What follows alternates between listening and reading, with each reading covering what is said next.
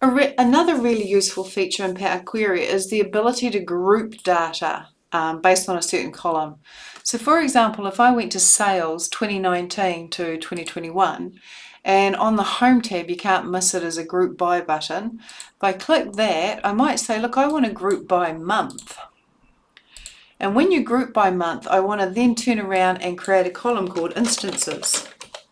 And I want to count the number of rows by month.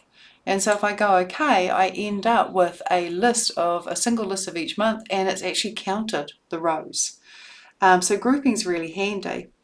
If I delete that particular step and think I'll do it again, but this time by brand, I'll go group by, and this time I want to group by brand. And again, I want to call it instances, and I want to count the number of rows per brand, and OK. So the group by button is also a very powerful feature available to you in Power Query. Now let's just delete that group there, and let's do another one. And this time I'm going to select the country column, and I'm going to choose the group by button. And I want to group by country, but I want to do an advanced group, so I'll choose advanced. Now group by country, call this column total, oops, I slipped. Let me delete that. Group by, move that over, choose advanced, call it total sales 2019. And I actually don't want to count this time, I want to sum, but I could average, min, max, all sorts. So I want to sum the sales for 2019.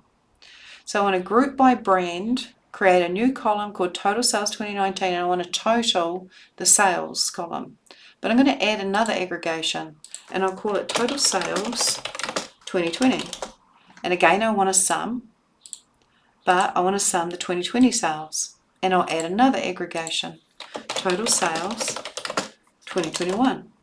And this time sum and sales 2021.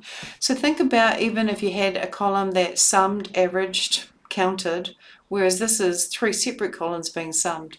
Do whatever sort of grouping aggregation you like. And when I click OK, I've basically got for each brand the total sales for 2019, 2020 and 2021. Really handy feature called grouping. And I'm just going to delete that group rows step so my data goes back to normal.